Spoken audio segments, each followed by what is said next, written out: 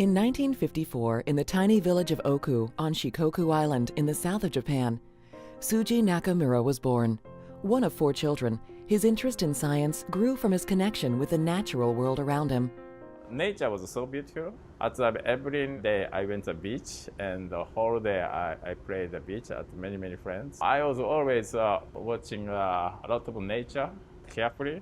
I had a lot of questions, and at the time, always thinking about very deeply why the nature is like this. And so gradually I became, my dream became, I wanted to become a scientist in the future. And also at the same time, I like to read comic books. And in Japan at that time, famous comic book's name is Iron Atom. And some scientists invented a robot, like a human robot, fight against the bad guys. And so I gradually, I want to become a scientist who can make a robot. So my dream is a scientist. It's surprising to think that Shuji almost didn't get the chance to attend high school. It's a small village, and there's only elementary school and the junior high school. There are no high school or no university at all. Nobody could go to high school because very poor city, because main job was fishing and agriculture. So nobody could become engineering scientist at the time. But luckily I moved to the big city at the second grade elementary school. Following his interest as a young man, he attended the University of Tokushima, some 6 hours away on the other side of Shikoku, and graduated in 1977 with a degree in electrical engineering. He was then hired as an engineer at Nichiya Corporation. Shuji saw the great potential of LEDs and wanted to start research in blue LED development. In the field of LED, biggest problem is no blue LED.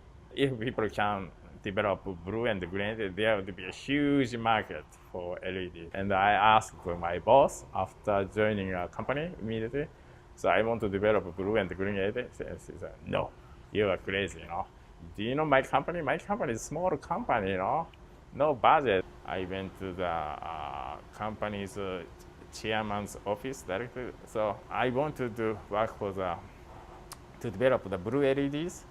And if you cannot allow me to develop blue LEDs, I immediately quit the company, because there are no room for me.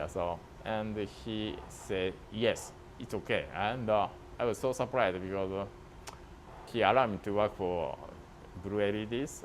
Shuji believed the key to success of a blue LED light was a material called gallium nitride, but developing on gallium nitride proved to be a difficult material to work with. Most of the industry had given up on gallium nitride. It was so difficult to develop that eventually even Nichiya ordered Shuji to stop his work with gallium nitride because it was costing too much time and money. But Shuji was convinced of its potential and continued his work with gallium nitride. Then, in 1993, Shuji and his group had a breakthrough.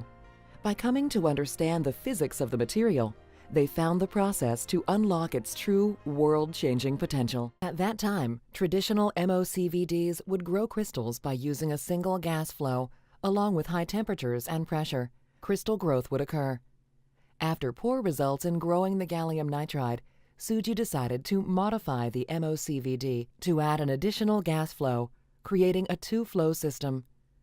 So almost 12 hours every day I worked at the company. And next day I modified the reactor, considering about yesterday's result. And I continued this pattern almost 1.5 years. Oh, wow. Every day. No holiday, no Sunday, no Saturday. Only New Year's Day is a big day for Japan, so just New Year's Day I did just a couple of days. But basically no Sunday. So I think my family was mad at that time. So because I was concentrating over the, just crystal growth. The years of hard work and dedication proved fruitful, with the developments that would revolutionize lighting. But Shuji and his team went a step further. Not only did they have a source for a bright white LED, they also developed an economical method to make the semiconductor. By creating a new method for depositing indium into the gallium nitride, Shuji had before him the first high-brightness blue LED. By using his knowledge of phosphors, Shuji developed a coating that shifted the bright blue light emitted by his new diode to white, creating the first high-brightness white LED. The blue and white LED has since become ubiquitous, enabling the creation of a profusion of different devices and uses in places we can see and in those we can't. I'm great about the invention of blue LED, also blue laser diode, both. Because right now people are focusing on the LED lighting. Because LED, it's easy to make LEDs on the internet cost cheaper. But the next generation lighting, there are the high possibility to use laser diode to make next generation lighting.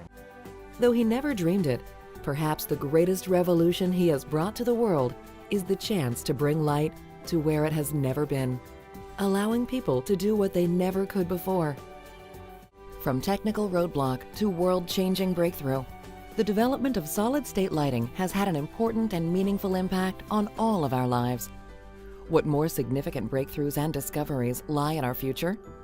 No one can say for sure, but it will be a journey worth watching.